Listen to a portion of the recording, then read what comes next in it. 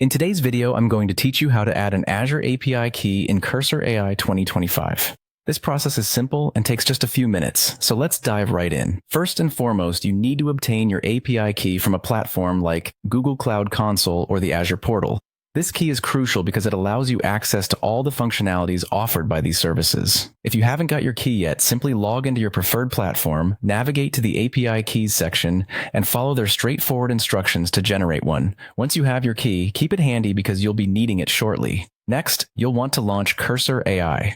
This is the platform where we will be integrating your API key. If it's your first time using Cursor AI, you can start by accessing it via their website or downloading the application to your device.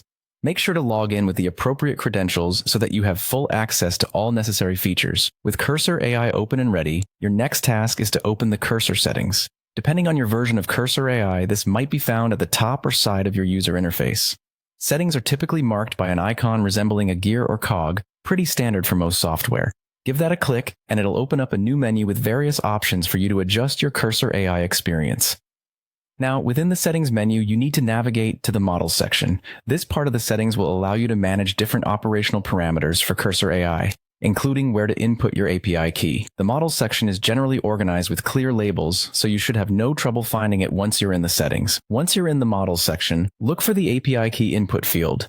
It's designed to be easily accessible, often right under the model you'll be working with. It's just a simple text field where you'll place the key you've obtained earlier. Take your time to copy and paste your API key diligently here to avoid any typos which could result in errors or connectivity issues. After you've entered your API key, the final step is to click the Verify button.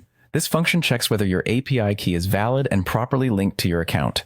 Wait for a confirmation message from Cursor AI indicating that your key has been successfully verified. Once you get that, you're all set to enjoy the full capabilities of Cursor AI with your newly added Azure API key. And there you have it. You've successfully integrated your Azure API key into Cursor AI 2025. Doing this expands the functionality of your Cursor AI, allowing it to operate seamlessly with other cloud-based services. If you have any issues during these steps, double-check your key for accuracy or consult the help section in Cursor AI for additional troubleshooting.